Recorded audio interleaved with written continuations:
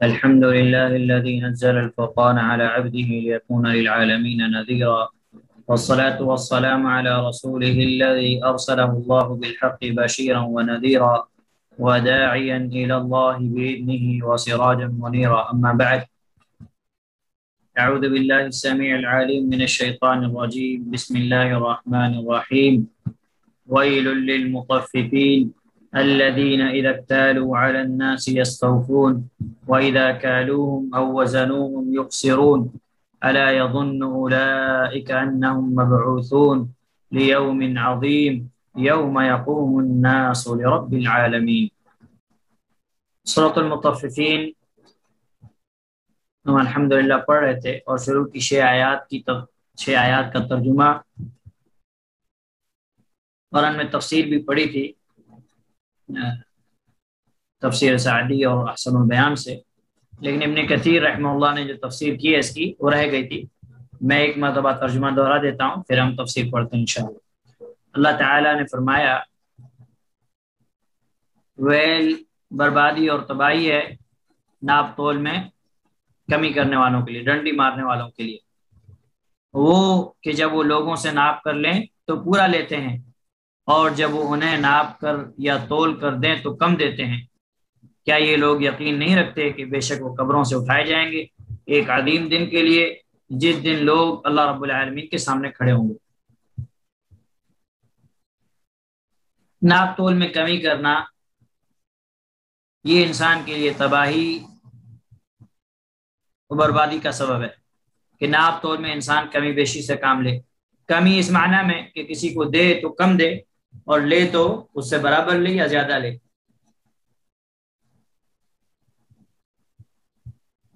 اور امام نسائی رحمہ اللہ نے سنن نسائی کے اندر اور امام ابن ماجہ رحمہ اللہ نے سنن ابن ماجہ کے اندر، امام نسائی رحمہ اللہ نے سنن کبرا کے اندر، سنن کبرا نسائی کے اندر، سنن جو مشہور ہے سنن نسائی صغرا اس میں نہیں، سنن نسائی کبرا کے اندر ایک روایت نقل کی ہے، اور حضرت عبداللہ بن عباس رضی اللہ تعالی عنہ ایسا حدیث کے راوی ہیں کہ جب اللہ کے نبی صلی اللہ علیہ وسلم مدینہ تشریف لائے تو آپ نے دیکھا کہ مدینہ کے لوگ ناپ میں سب سے زیادہ برے تھے، یعنی ناپ میں کیا کرتے تھے؟ کمی بیشی کرتے تھے، برے تھے۔ تو اللہ تعالیٰ نے ویل المطففین نازل فرمائی، لیکن ہم پہلے پڑھ چکے ہیں کہ یہ سورت کیا ہے، یہ مکی ہے، لیکن یہاں پہ ایسا پتہ چل رہا ہے ہم کو کہ یہ مدینہ میں نازل ہوئی۔ تو اس تعلق سے علماء نے جو بات کہی ہوئی ہے کہ یہ سورت پہلے سے ہی نازل ہو گئی تھی، لیکن اللہ کے نبی صلی اللہ علیہ وسلم جب مدینہ آئے تو آپ نے دیکھا کہ لوگ اس گناہ کے اندر ملوث ہیں، تو پھر آپ صلی اللہ علیہ وسلم نے یہ سورت کی تلاوت کر کے انہیں سمجھایا اور انہیں نصیحت کی۔ آپ صلی اللہ علیہ وسلم نے جب انہیں نصیحت کی تو اس کے بعد پھر انہوں نے وہ اس معاملے میں سدھر بھی گئے، اور لغوی جو تشریح تھی، یعنی کچھ الفاظ کی کہ یہ اس کا کیا معنی وغیرہ، ہم لوگ پہلے الحمدللہ پڑھ چکے ہیں۔ اور اللہ سبحانہ تعالیٰ نے جو مطففین کہا تو یہ ایک اصل میں تطفیف ہے۔ تطفیف جو ہے ناپ تول میں خرابی ہے، اور خرابی کمی بیشی دونوں صورت میں ہو سکتی ہے، یعنی اگر لوگوں سے لیں تو زیادہ لیں اور لوگوں کو دیں تو کم لیں۔ یہی وجہ ہے کہ ناپ تول میں کمی کرنے والوں کو تباہی اور بربادی کی وعید سنائی گئی ہے۔ اور اللہ سبحانہ وتعالیٰ نے یہ ذکر بھی کیا ہے، ابن کثیر رحمہ اللہ بیان فرماتے ہیں کہ وہ جب لوگوں سے ناپ کر لیں تو پورا لیتے ہیں، یعنی اپنا حق پورا لیتے ہیں، بلکہ حق سے بھی زیادہ لیتے ہیں،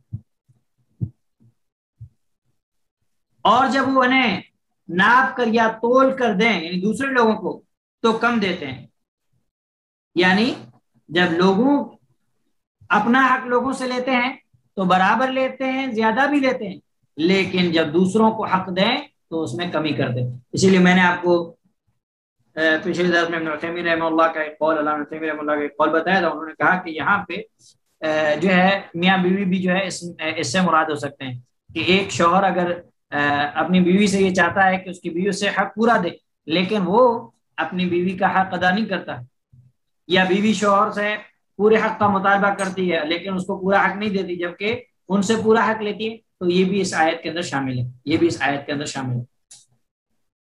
اور اللہ تعالیٰ نے ناپ اور تول پورا کرنے کا حکم دیا ہے، جیسا کہ آپ سورہ بنی اسرائیل پڑھیں گے، سورہ بنی اسرائیل کے اندر آیت نمبر 35 کے اندر اللہ سبحانہ تعالیٰ نے فرمایا وَأَوْفُوا الْكَيْلَ إِذَا كِلْتُمْ وَزِنُوا بِالْقِسْطَاسِ الْمُسْتَقِيمِ۔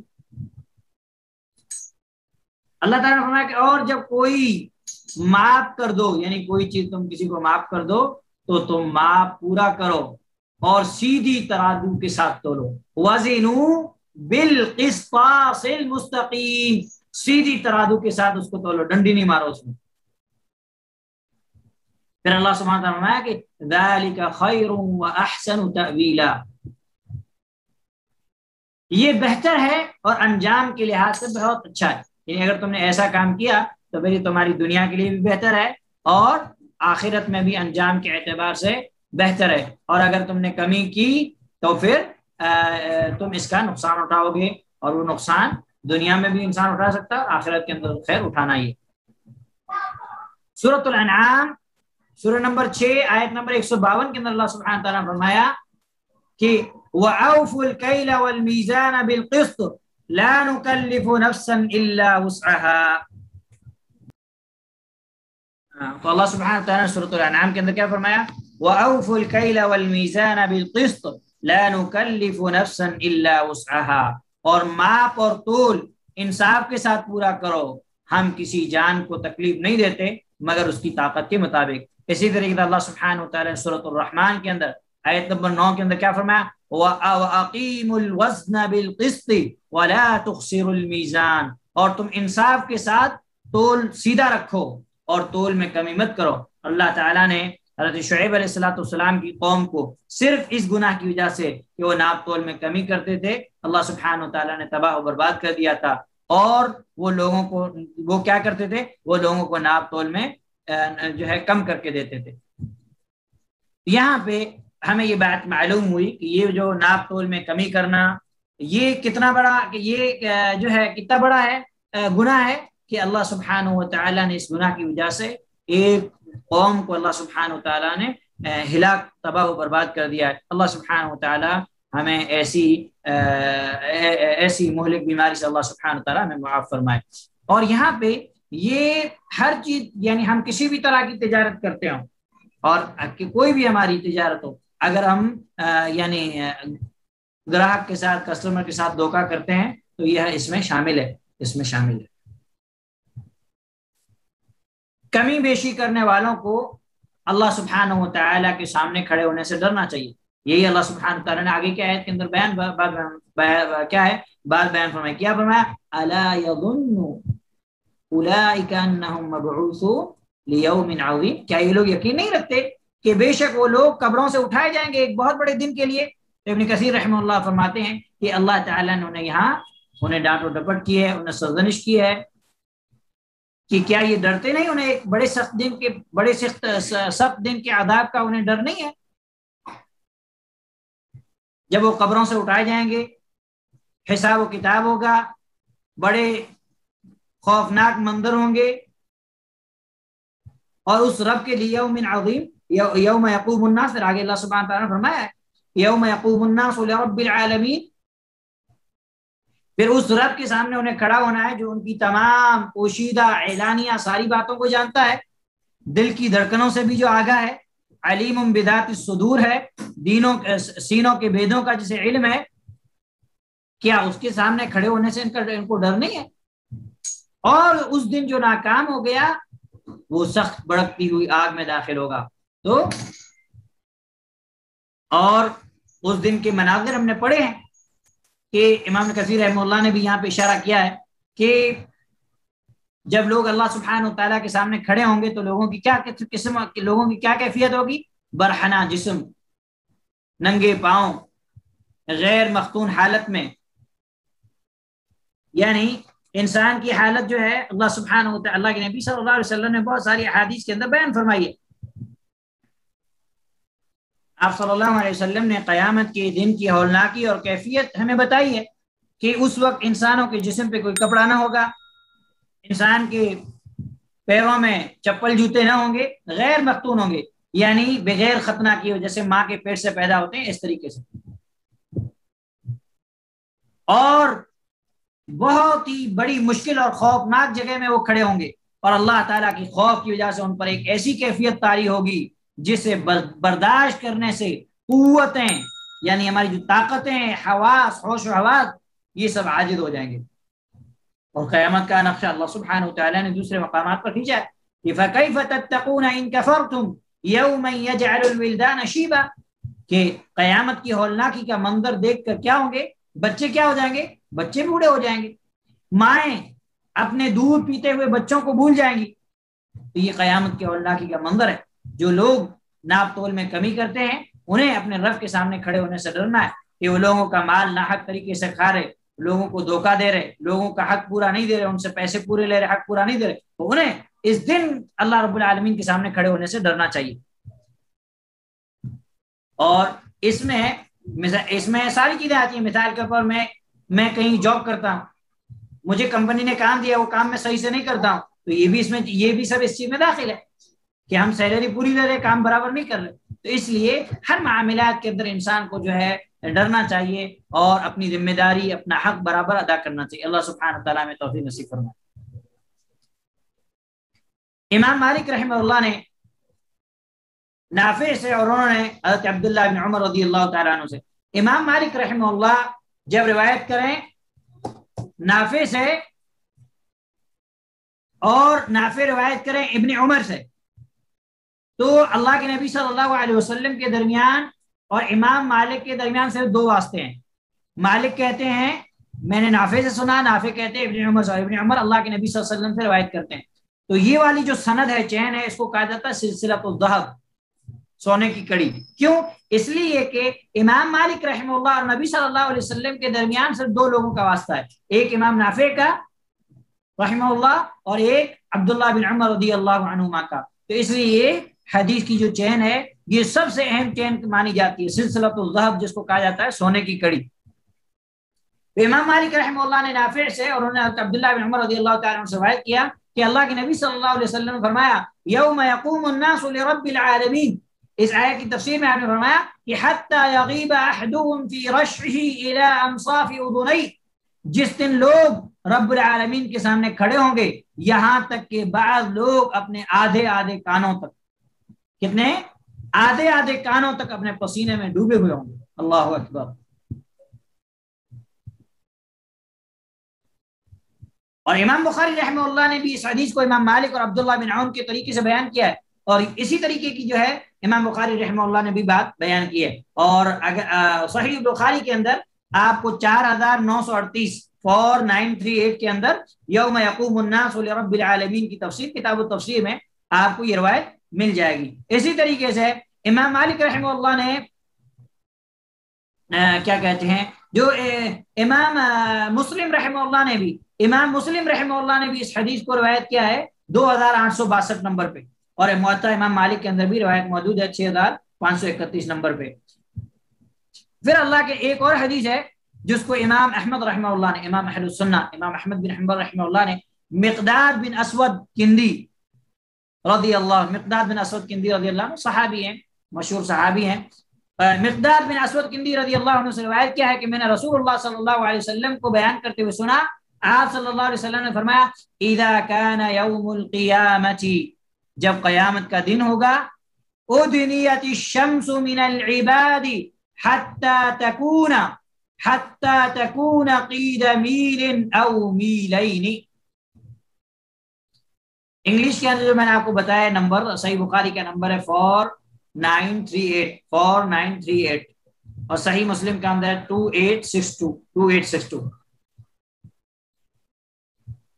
تو اللہ کے نبی صلی اللہ علیہ وسلم فرمایا کہ جب قیامت کا دن ہوگا، ادنیت الشمس من العباد، سورج کو بندوں کے قریب کر دیا جائے گا، حتی تکون قید میل او میلین، یہاں تک کہ بندوں کے اتنا قریب کر دیا جائے گا کہ 1 میل یا 2 میل کے درمیان سورج اور بندے کے درمیان فاصلہ ہوگا.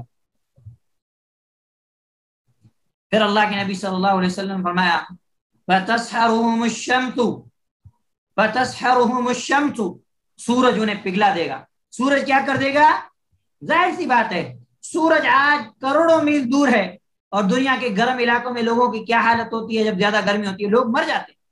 تو جب سورج 1 میل اور 2 میل کے برابر ہوگا تو کیا حال ہوگا؟ تو اللہ کے نبی صلی اللہ علیہ وسلم فرمایا کہ فَتَسْحَرُهُمُ الشَّمْسُ، سورج جو ہے وہ کیا کر دے گا؟ انہیں پگھلا دے گا. پھر اللہ کے نبی صلی اللہ علیہ وسلم فرمایا فَيَكُونُونَ فِي الْعَرَقِ كَقَدْرِ أَعْمَالِهِمْ مِنْهُمْ مَنْ يَأْخُذُهُ إِلَى عَقِبَيْهِ وَمِنْهُمْ مَنْ يَأْخُذُهُ إِلَى رُكْبَتَيْهِ وَمِنْهُمْ مَنْ يَأْخُذُهُ إِلَى حَقْوَيْهِ وَمِنْهُمْ مَنْ يُلْجِمُهُ إِلْجَامًا. آپ صلی اللہ علیہ وسلم نے فرمایا کہ لوگ اپنے اعمال کے مطابق پسینے میں ڈوب جائیں گے.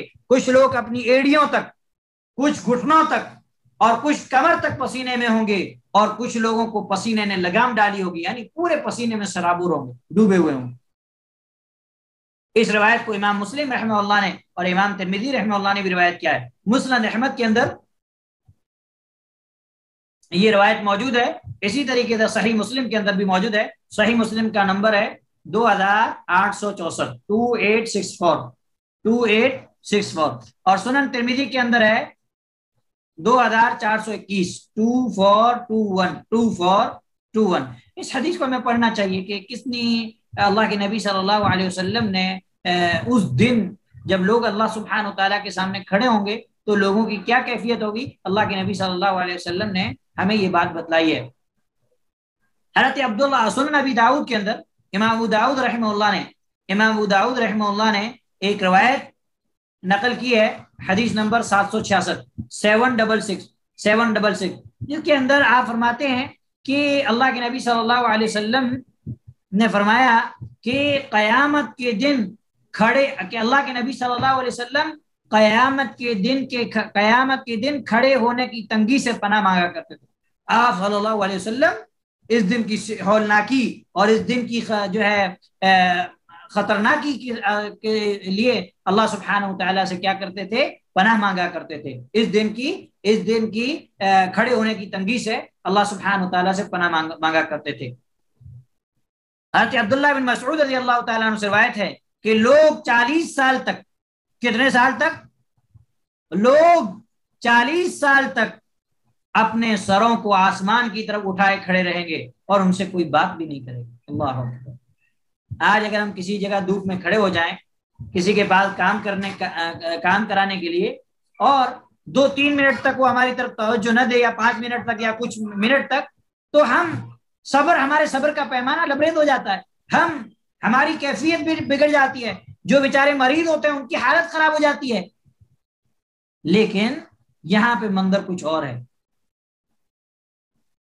ایک طرف قیامت کی ہولناکی ہے، سورج کا قریب ہونا ہے، انسان ننگے بدن، ننگے جسم، ننگے پاؤں اس کیفیت میں ہے، اور دوسری طرف عالم یہ ہے کہ اپنے سروں کو آسمان کی طرف اٹھائے ہوئے کتنے سال تک؟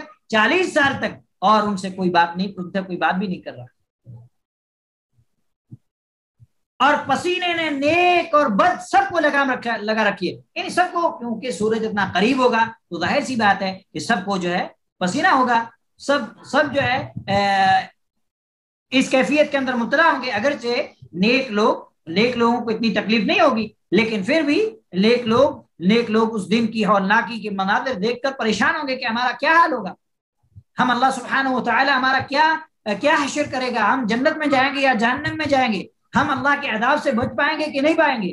تو ان نیک لوگوں کو یہ فکر دامنگیر ہوگی. اللہ کے جو ہے ابن مسعود رضی اللہ تعالیٰ عنہ پھر آگے بیان فرماتے ہیں کہ پسینے نے نیک اور بد سب کو لگام پہنا رکھی ہوگی. اور اس روایت کو یعنی یہ اثر ہے ابن مسعود رضی اللہ تعالیٰ عنہ کا. اس کو امام جریر الطبری رحمہ اللہ نے تفسیر طبری کے اندر بیان کیا ہے. اسی طریقے سے امام جریر الطبری رحمہ اللہ نے ایک دوسری روایت بیان کی ہے حضرت عبداللہ بن عمر رضی اللہ عنہ سے کہ لوگ 100 سال تک کھڑے رہیں گے. کتنے سال تک؟ 100 سال تک کھڑے رہیں گے. ابن مسعود کی روایت میں ہے، ابن مسعود کے قول کے 40 سال تک، اور ابن عمر رضی اللہ عنہ کہتے ہیں کہ 100 سال تک. اللہ سبحانہ و تعالی ہمیں اس دن کی ہولناکی سے اللہ سبحانہ و تعالی حفاظت فرمائے.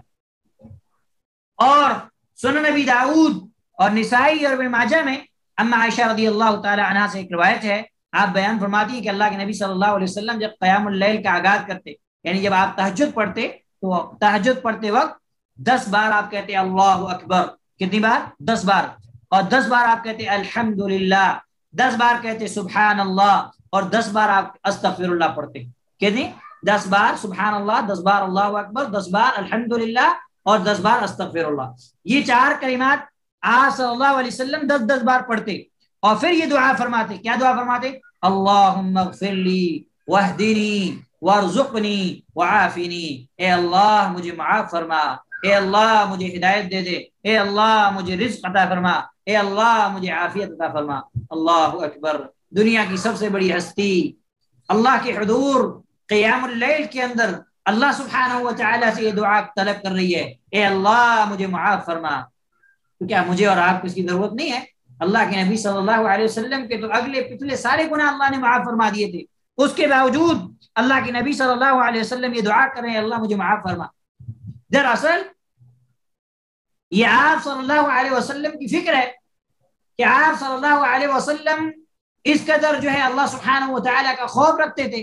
اور دوسری بات یہ ہے کہ ہمیں اس میں درس ہے، ہمارے لیے نصیحت اور سبق ہے کہ ہم اللہ سبحانہ و تعالیٰ سے اس چیز کا سوال کریں، اللہ سبحانہ و تعالیٰ سے یہ چیز مانگے مجھے ہدایت عطا فرما. اللہ اکبر. ہدایت کا انسان محتاج ہے. اگر آج ہم کسی کو یہ دعا دے دیں کہ اللہ تجھے ہدایت دے دے، اللہ آپ کو ہدایت دے دے، لوگ انسان غصہ ہو جاتا ہے کہ مجھے کیسے یہ دعا دی گئی. اللہ اکبر. یہ بہترین دعا ہے، یہ بہترین دعا ہے. جب آپ کو کوئی یہ دعا دے کہ اللہ یہدیک، اللہ آپ کو ہدایت دے، آپ کو تو خوش ہو جانا چاہیے، فوراً آپ کو اللہم آمین کہنا چاہیے. عربوں کو یہ دعا آپ دیں اللہ یہدیک، وہ فوراً اللہم آمین کہتے ہیں. لیکن ہمارے یہاں مسئلہ ہوتا ہے کہ ہم میں سارے انسان اپنے آپ کو سمجھتا کہ میں ہدایت حاصل کر چکا. ایسا مسئلہ نہیں ہے. اگر ہم ہدایت حاصل کر چکے ہوتے تو اللہ سبحانہ و تعالی ہر نماز کی ہر رکعت کے اندر ہم سورۃ الفاتحہ کے اندر یہ نہ کہتا، یہ نہ سکھاتا کہ اہدنا الصراط المستقیم، اہدنا الصراط المستقیم. ہر رکعت کے اندر چاہے فرض ہو، چاہے نفل ہو، چاہے کوئی بھی نماز ہو، اس کے بغیر ہماری نماز مکمل نہیں. اس لیے انسان ہدایت کا ہمیشہ محتاج ہے، انسان ہدایت کے لیے ہمیشہ محتاج ہے. ہمیشہ انسان کو اللہ سبحانہ و تعالیٰ سے ہدایت طلب کرنی چاہیے، اس لیے کہ یہ کوئی انسان کی زندگی کوئی بھروسہ نہیں، شیطان کب انسان کو گمراہ کر دے، انسان کب ہدایت کے راستے سے بھٹک جائے. اس لیے اللہ سبحانہ و تعالیٰ نے ہمیں یہ بہترین دعا ہر نماز کی ہر رکعت کے اندر سکھائی، اہدنا الصراط المستقیم. پھر اللہ کے نبی صلی اللہ علیہ وسلم نے اے اللہ مجھے رزق عطا فرما. رزاق کون ہے؟ رزاق اللہ سبحانہ و تعالی ہے. جب ہمیں روزی میں تنگی کی شکایت ہو، ہم کس کی طرف رجوع کریں؟ کس سے رزق میں برکت کا سوال کریں؟ اللہ سبحانہ و تعالی سے. ان اللہ یرزق من یشاء بغیر حساب، ان اللہ هو الرزاق ذو القوة المتین. اللہ سبحانہ و تعالی روزی دیتا ہے، اور اللہ سبحانہ و تعالی نے دوسرے مقام پر قرآن کریم کے اندر کہ اللہ سبحانہ و تعالی تمہیں کھلاتا ہے، تمہیں روزی دیتا ہے. اللہ تعالیٰ تمہیں یہ نہیں کہتا کہ تم اللہ تعالیٰ کو کھلاؤ. لہذا اگر روزی میں تنگی ہے تو اللہ سبحانہ و تعالیٰ سے مدد کریں، اللہ سبحانہ و تعالیٰ سے سوال کریں، غلط کاموں سے، شرکیہ کاموں سے اپنے آپ کو محفوظ رکھیں. پھر اللہ کے نبی صلی اللہ علیہ وسلم نے کہا وعافنی، اور مجھے عافیت عطا فرما. اور عافیت بہت بڑی نعمت ہے، عافیت بہت بڑی نعمت ہے. اسی اللہ کے نبی صلی اللہ علیہ وسلم کی آپ بہت ساری دعائیں دیکھیں گے جس میں اللہ کے نبی صلی اللہ علیہ وسلم نے اللہ تعالیٰ سے عافیت طلب کی ہے. اور یہاں عافیت میں جو ہے دین کی عافیت، رزق کی عافیت، جسم کی عافیت، آخرت کی عافیت سب آگے. ٹھیک ہے. اللہ کے نبی صلی اللہ علیہ وسلم اللہ تعالیٰ سے عافیت کا سوال کیا کرتے تھے، لہذا ہمیں بھی چاہیے کہ ہم اللہ سبحانہ و تعالیٰ سے یہ سوال کریں. آپ صلی اللہ علیہ وسلم قیامت کے دن کھڑے ہونے کی تنگی سے بھی پناہ مانگا کرتے تھے. یعنی ابھی اما عائشہ رضی اللہ تعالیٰ عنہ نے اس دعا کے بعد پھر یہ الفاظ بیان فرمائے کہ آپ صلی اللہ علیہ وسلم قیامت کے دن کھڑے ہونے کی تنگی سے بھی پناہ مانگا کرتے تھے. اور یہ روایت سنن نبی داؤد کے اندر 766 766 سنن نسائی کے اندر 1618 1618 1618 اور ابن ماجہ کے اندر یہ روایت ہے 1356 1356. ٹھیک ہے. اور سنن ابی داؤد کی روایت میں لا الہ الا اللہ کو بھی 10 بار کہنے کا ذکر ہے. جبکہ ہم نے یہ روایت پڑھی سنن نسائی ابن ماجہ میں، اس میں صرف 4 کلمات ہیں. کون سے؟ اللہ اکبر، الحمدللہ، سبحان اللہ، استغفر اللہ. لیکن سنن ابی داؤد کے اندر اضافہ ہے کہ لا الہ الا اللہ بھی 10 بار کہنے کا، لا الہ الا اللہ بھی 10 بار کہنے کا. یہ اللہ کے نبی صلی اللہ علیہ وسلم یہ کلمات کب کہتے تھے؟ تہجد کی نماز میں دعائے استفتاح کے اندر. اور اللہ کے نبی صلی اللہ علیہ وسلم سے دعائے استفتاح میں کئی دعائیں ثابت ہیں. ان دعاؤں میں سے کوئی بھی ایک دعا ہم پڑھ سکتے ہیں. ساری دعاؤں کو جمع نہیں کریں گے. تہجد میں کوئی بھی ایک دعا پڑھیں، چاہے وہ دعائے صرف اللہم باعث بینی ہو یا یہ ہو، یا اور بھی جو اللہ کے نبی صلی اللہ علیہ وسلم سے دعائیں ثابت ہیں، وہ دعائیں ہم کر سکتے ہیں. تو ہم نے اللہ سبحانہ و تعالیٰ کے کلام کی یہ مبارک آیات پڑھی کہ اللہ سبحانہ و تعالیٰ نے یہاں پر کس طریقے سے انسان کو تنبیہ کی ہے کہ انسان جو ہے اس مہلک بیماری سے، ناپ تول میں کمی بیشی کرنے سے انسان اپنے آپ کو محفوظ کر لے، اپنے آپ کو بچا لے. کیونکہ اسے قیامت کے دن اللہ سبحانہ و تعالیٰ کے سامنے کھڑا ہونا ہے. پھر ہم نے احادیث سے قیامت کی ہولناکی کے مناظر سنے کہ اللہ وہاں وہ حالات کیسے ہوں گے. تو ہر انسان کو اللہ سبحانہ و تعالیٰ سے خوف کھانا چاہیے اور اللہ سبحانہ و تعالیٰ کے سامنے کھڑے ہونے سے ڈرنا چاہیے، اور اللہ سبحانہ و تعالیٰ کو ہمیں اپنی ہر چیز کا حساب دینا ہے. اللہ سبحانہ و تعالیٰ ہماری تمام چیزوں سے واقف ہے، چاہے وہ چیزیں پوشیدہ ہوں، کم ہوں یا اعلانیہ، ہماری تمام چیزوں سے اللہ سبحانہ و تعالیٰ واقف ہے. لہذا گناہ کرتے وقت ہمیں اپنے دل کے اندر یہ احساس رکھنا چاہیے کہ بھلے ہی کوئی نہیں دیکھا لیکن اللہ سبحانہ و تعالیٰ کی ذات دیکھ رہی ہے. اللہ سبحانہ و تعالیٰ کی ذات سے کوئی چیز مخفی اور پوشیدہ نہیں، اور قیامت کے دن یہ سارے اعمال میرے سامنے کھول دیے جائیں گے. جیسا کہ اللہ سبحانہ و تعالیٰ نے فرمایا وَيَقُولُونَ يَا وَيْلَتَنَا مَا لِهَذَا الْكِتَابِ لَا يُغَادِرُ صَغِيرَةً وَلَا كَبِيرَةً إِلَّا أَحْصَاهَا. کہ انسان کہے گا ہائے افسوس، یہ کیسی کتاب ہے جس نے نہ چھوٹی چیز چھوڑی نہ بڑی چیز چھوڑی. تمام چیزوں کو وہ کیا کرے گا؟ اپنے سامنے حاضر پائے گا. لہذا ہمیں چاہیے کہ ہم اللہ سبحانہ و تعالیٰ کے سامنے کھڑے ہونے سے ڈریں، اور اللہ سبحانہ و تعالیٰ کی معصیت اور نافرمانی سے، چاہے وہ کسی بھی طرح کی معصیت ہو، اس سے اپنے آپ کو دور رکھیں. اور اگر ہم سے نافرمانی ہو جائے، گناہ اور غلطی کے کام ہو جائیں، تو فوراً اللہ سبحانہ و تعالیٰ کی طرف توبہ اور رجوع کریں. مایوس نہ ہو اللہ کی ذات سے. اللہ سبحانہ و تعالیٰ تمام گناہوں کو معاف فرمانے والا ہے.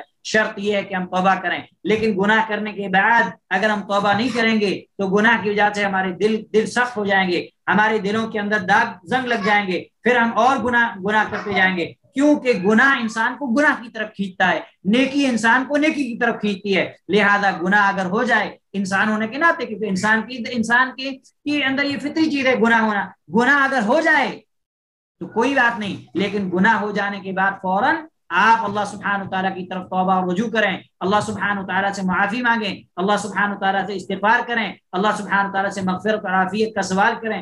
اللہ کی رحمت سے مایوس نہ ہو. یہ نہ ہو کہ ایک گناہ کر لیا اس کے بعد پھر آپ جو ہے توبہ نہ کریں اور دل سخت ہو جائے پھر آپ دوسرے گناہ کے. نہیں، اگر آپ توبہ کریں گے تو اللہ سبحانہ تعالیٰ آپ سے راضی ہوگا، اللہ سبحانہ تعالیٰ آپ کو معاف بھی فرمائے گا، اللہ سبحانہ تعالیٰ آپ سے خوش بھی ہوگا، اللہ سبحانہ تعالیٰ آپ سے محبت بھی کرے گا. تو اس لیے جب بھی ہم سے گناہ ہو جائے ہم فوراً توبہ و استغفار کریں. اللہ سبحانہ و تعالیٰ توبہ استغفار کو پسند کرتا ہے، اور توبہ استغفار کرنے والوں کو بھی کیا کرتا ہے؟ اللہ سبحانہ و تعالیٰ پسند کرتا ہے. لہذا کتنا بھی بڑا گناہ ہو جائے اللہ کی ذات سے مایوس نہیں ہونا چاہیے، اللہ کی ذات سے مایوس نہیں ہونا چاہیے. اللہ تمام گناہوں کو معاف فرمانے والا ہے. ان اللہ یغفر الذنوب جميعا انہ هو الغفور الرحیم. لہذا ہمیں پہلی کوشش تو یہ کرنی ہے کہ اپنے آپ کو اللہ کی معصیت اور نافرمانی سے بچانا ہے، اور اگر پھر بھی اللہ کی معصیت اور نافرمانی ہو جائے تو ہمیں فوراً توبہ استغفار کرنا ہے، فوراً اللہ سبحانہ و تعالیٰ سے معافی طلب کرنی ہے. اللہ سبحانہ و تعالیٰ ہمارے صغیرہ کبیرہ تمام گناہوں کو. وصلی اللہ علیہ وسلم وبارک علی نبینا محمد وعلی آلہ وصحبہ اجمعین ومن تبعهم بإحسان إلى يوم الدین.